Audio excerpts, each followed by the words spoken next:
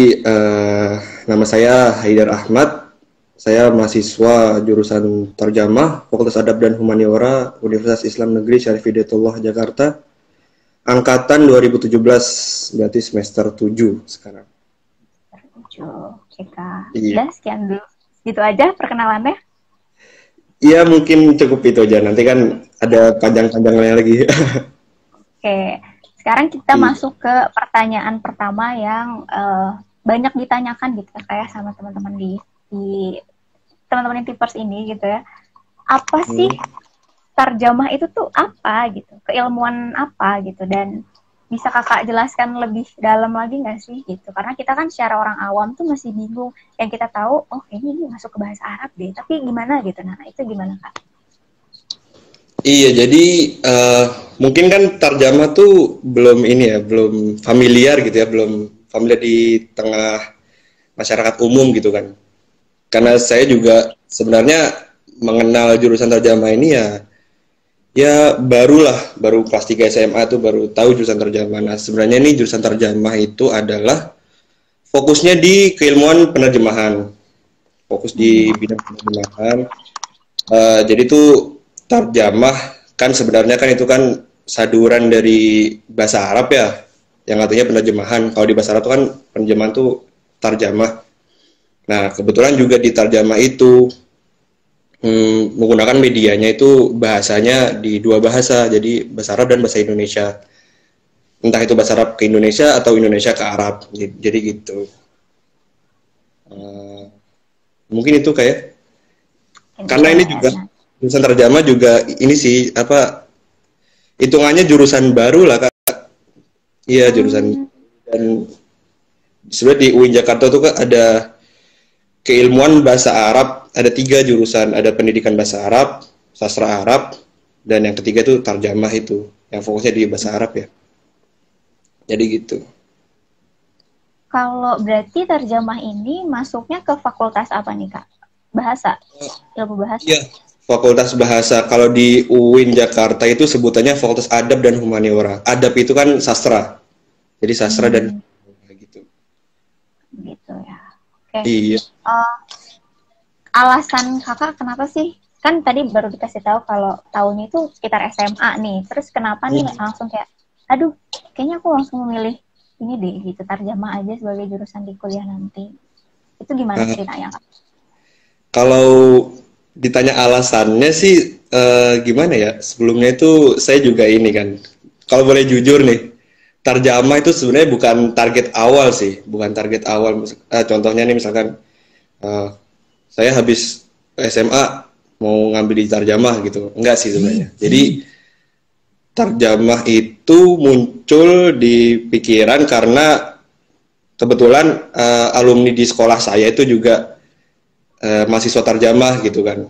Terus dia ngenalin, ini loh ada di UIN Jakarta tuh ada jurusan terjemah. Jurusan terjemah itu fokusnya di bahasa Arab, di penerjemahan, dan juga ada keilmuan jurnalistiknya juga. Kan kebetulan saya tuh juga di SMA itu jadi wakil inilah redaktur pelaksana majalah di sekolah gitu kan.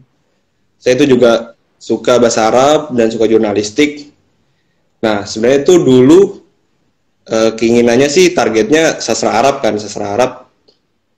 Nah, karena tahu terjemah, kayaknya kelihatannya asik nih gitu kan. Kalau sastra Arab kan udah sering lah ya kan, udah sering jadi primadona calon-calon mahasiswa gitu kan. Karena sastra Arab tuh kan juga banyak peminatnya gitu. Jadi ya jadi kayak tantangan aja sih. Ya udah akhirnya memutuskan untuk ambil jurusan terjemah karena emang suka bahasa Arab dan suka hal-hal jurnalistik gitulah. Terus memang sudah dari awal pengen masuk UIN Jakarta atau gimana? Ini kan dari Bali jauh nih. Iya, enggak sih sebenarnya. Kalau pinginnya sih dulu tuh di Malang kan, jadi nyari yang deket-deket aja gitu kan dari Bali. Ya daerah-daerah Jawa Timur lah. Nah karena terjemah itu jurusan yang langka ya, maksudnya di Indonesia tuh jurusan penerjemahan itu cuma adanya di UIN Jakarta gitu, ya terjemah itu. Kalau boleh cerita nih Kak, jurusan penerjemahan itu kalau kita searching ya, kalau kita searching tuh di Indonesia emang jarang lah untuk strata 1 ya, untuk sarjana itu cuma di Tarjamah doang dan di apa UIN Jakarta. Iya, mungkin ada kayak UT gitu, Universitas Terbuka, terus ada di PNJ, gitu. Tapi dia tuh kayak hanya peminatan aja gitu. Tapi jurusannya jurusan sastra. Nah, peminatan penerjemahan. Nah, kalau di Tarjamah di UIN Jakarta itu, dia udah dari awal tuh udah khusus nih Kak, jadi jurusan penerjemahan gitu. Oke. Iya. Berarti ketika keterima tuh sesuai ekspektasi nggak? Misalnya kayak, oh bener nih saya dulu pengennya belajarnya kayak gini dan akhirnya sekarang kesampaian gitu belajarnya seperti ini apa gimana nih? Apa jadi malah oh ternyata lebih sulit gitu atau gimana? Iya, apa kalau dibilang sesuai ekspektasi, malah di luar ekspektasi kayaknya. Jadi kan apa kan pikirannya tuh bahasa Arab ya udah gitu-gitu aja ya belajar bahasa. Kalau apa di apa yang pernah belajar bahasa Arab tuh ya belajar nahu lagi, belajar sorof lagi gitu kan, belajar gramatikal gitu. Kan udah terbiasa tuh di SMP di SMA, masa di kuliah apa diulangin lagi gitu kan. Kita ngulang lagi belajar dari awal. Nah, ternyata malah makin banyak lagi ilmu-ilmu yang didapetin di tarjamah kayak mata kuliah jadi langsung praktek gitu Kak, langsung penerjemahan semua dari teks, dari audio, masalah transkrip dan lain-lain. Jadi makin lah apa beyond the expectation lah, di luar ekspektasi gitu. Oke, nah kalau kita bicara tentang beyond expectation nih, mata kuliah di sana tuh beyond expectation-nya gimana? Apakah ternyata kamu ngelihat kayak kakaknya ngelihat kayak wah ini tuh mata kuliah yang aku cari banget nih waktu SMA atau gimana? Terus kayak kita ngelihat kan kalau di jurusan lain ya setiap ada observasi, setiap ada praktikum kita ada laporan gitu. Nah kalau di Tarjamah sendiri itu gimana? Nah kalau di Tarjamah sendiri memang dari awal kayak di prospek untuk lebih ke praktek gitu. Jadi untuk apa ya? Persentasenya sih kalau di Tarjamah itu dia 30% teori, sisanya praktek gitu kan. Jadi emang lebih dominan ke praktek. Jadi kita mungkin teori itu dikasih di semester awal, semester 1, semester 2, semester 3 itu belajar dari sorof, dari nahu, itu apa belajar gramatikal bahasa Arab. Terus mata kuliah umum kayak Pancasila, PKN gitulah, dan agama Islam gitulah pasti kan. Nah setelah itu di semester 4 tuh udah mulai praktek dari penerjemahan teks klasik, teks modern, teks kontemporer, terus ada penerjemahan teks media massa, ada teks produk, pariwisata, ada juga penerjemahan lisan itu lisan bisa ada lisan guide, ada konferensi gitu. Jadi emang lebih ke praktek sih, sisanya tuh benar-benar kita nerjemahin terus gitu. Jadi emang udah dibiasakan gitu, udah jadi kebiasaan kita sebagai mahasiswa tarjamah tuh untuk selalu menerjemahkan gitu, biar nanti setelah lulus bisa bisa bersaing di dunia kerja gitu Kak.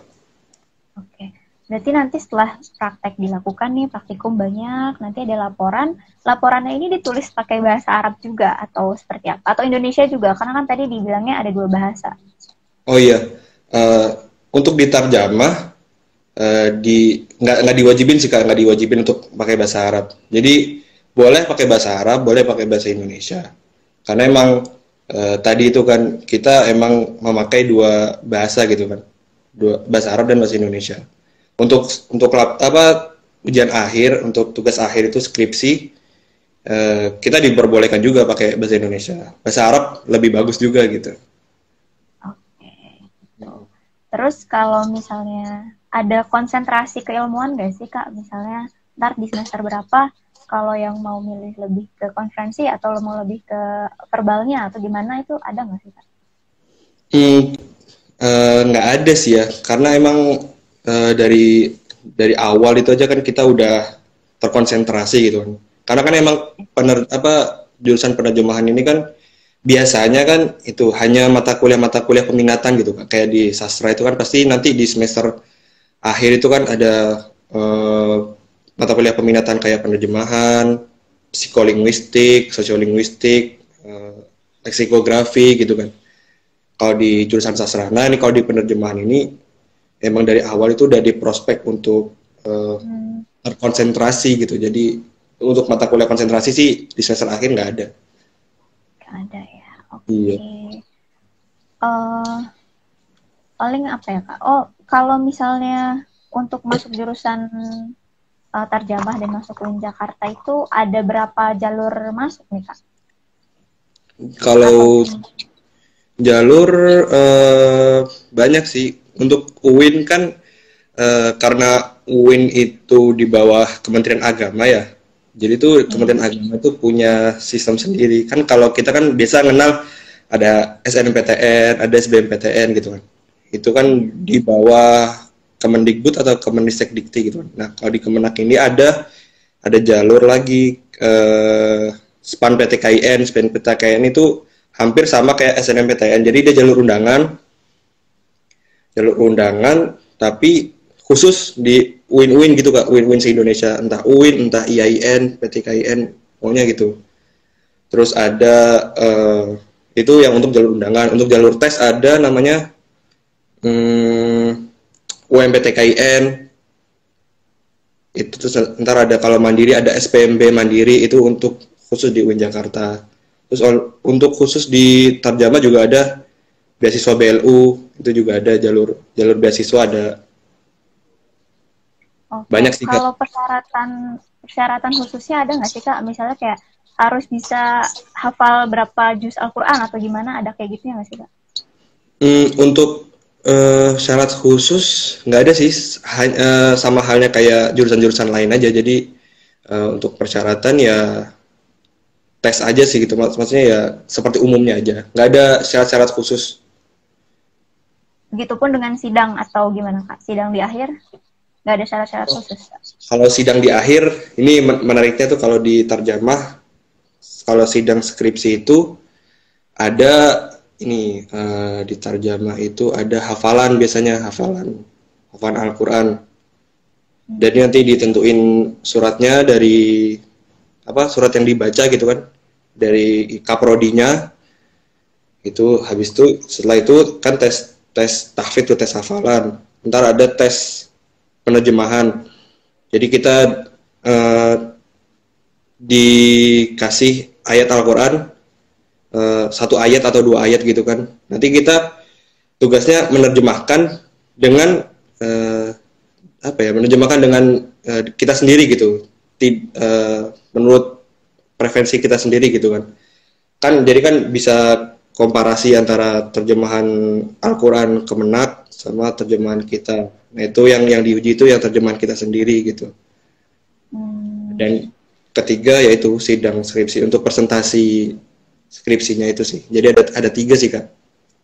Berarti sidangnya ketika sidang presentasi pakai bahasa Arab gitu ya? Bahasa Indonesia. Oh, bahasa Indonesia. Yeah. Saya pikir pakai campur bahasa Arab juga. Nah, terus ini Kak, buat adik-adik maba-mabanya nih yang udah masuk ke jurusan Tarjamah, ada nggak sih kayak Kakak mau ngasih tips and trick nih supaya mudah menjalankan nanti kuliah atau nanti bisa dekat sama dosen atau gimana? Boleh Kakak? Gitu. Untuk maba ya, apa ya? Ya ini aja sih sebenarnya. Ya kalau misalkan kalian udah, untuk yang maba-maba udah fokus gitu kan, maksudnya kalian udah niat untuk menjadi mahasiswa Tarjamah gitu kan, yang memang fokus di penerjemahan, ya kalian cobalah untuk fokus di perkuliahan gitu kan, ambil ilmu-ilmu yang ada di kelas. Nah, dan untuk mendukung ilmu-ilmu yang udah kalian dapat di kelas, kalian bisa ikut karena di Tarjamah itu juga ada LSO-nya Kak, jadi kayak UKM-nya gitulah.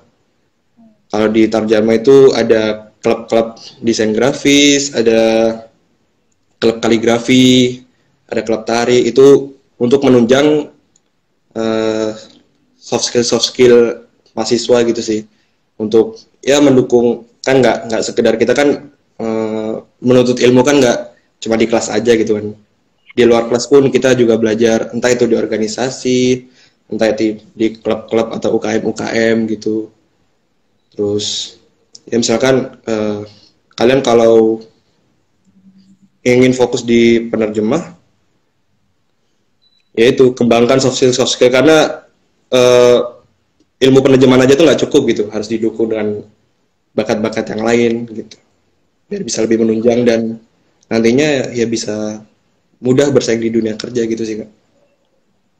Gimana nih Kak ngasih tips supaya cara atur waktunya itu baik gitu Kak?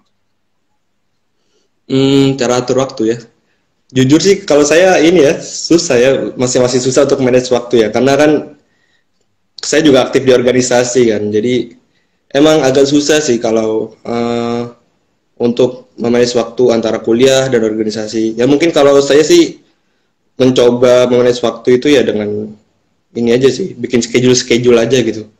Ya misalkan lihat nih hari-hari apa yang mungkin padat kuliah gitu, terus ntar ada, kalau misalkan ada kegiatan-kegiatan organisasi itu di jadwal aja, jadi biar nggak takutnya nggak bentrok atau apa gitu. Jadi kita bisa ngatur nih, oh ini jam segini untuk ngerjain tugas, oh ini jam segini untuk fokus di kegiatan organisasi dan lain-lain gitu.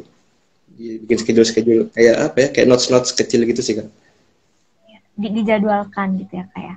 Ya, nah untuk prospek pekerjaannya itu kakak mau pilih kemana, atau sebenarnya ada berapa atau terbuka berapa lebar sih si prospek pekerjaan terjemah ini gitu. Lalu kebanyakan alumni-alumninya itu pada kerja di mana sih Kak yang kakak tahu? Ya. Kalau prospek terjemah sendiri sih cukup luas sih Kak ya. Penerjemahan itu bisa menjadi translator. Ya kan penerjemah itu ada dua Kak, ada translator, ada interpreter.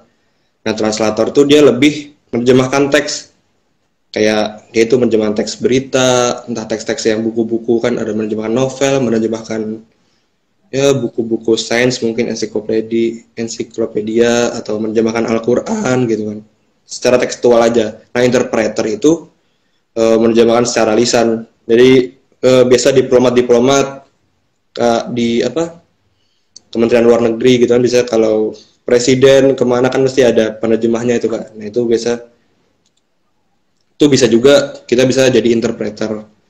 Nah terus kita juga bisa masuk ke dunia penerbitan, contohnya misalkan kayak jadi editor, proofreader, layouter dan lain-lain. Terus desain grafis juga ada, karena di Tarjama juga mendukung juga sih untuk skill desain ya.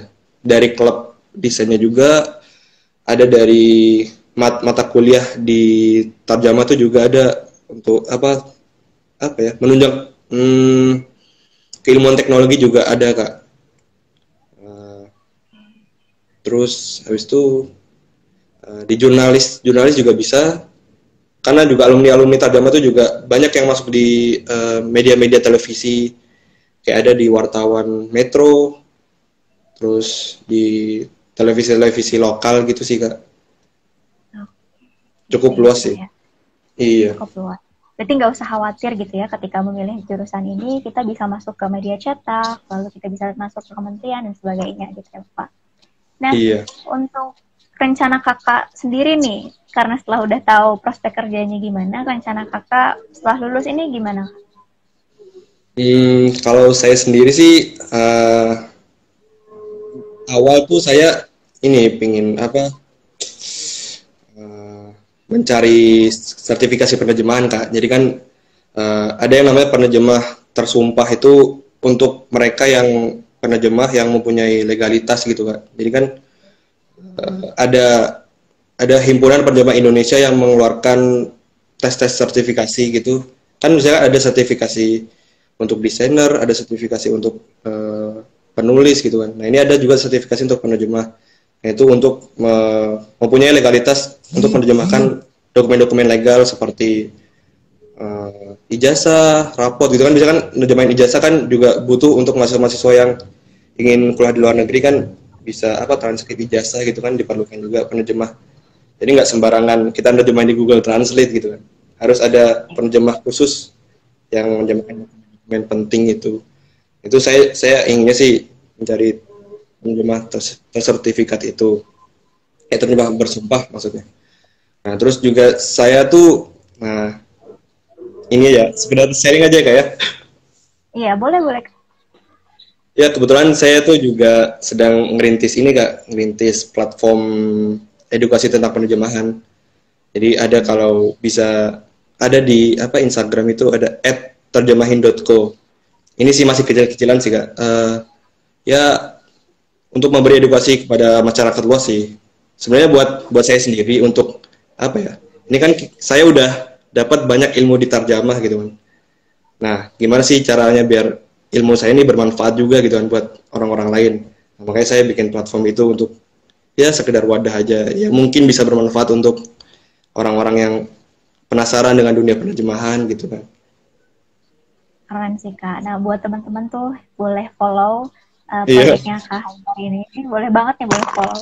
Nah, terus ada ini nggak sih, Kak? Ada hal yang mau disampaikan lagi nggak? Yang mau di-sharingin sama teman-teman atau camaba atau maba nih, yang mau masuk UIN atau yang sudah masuk ke jurusan Kakak supaya lebih siap lagi menghadapi 4 tahun ke depan kuliah gitu, Kak, sebelum kita akhiri, sebelum kita closing statement, Kak.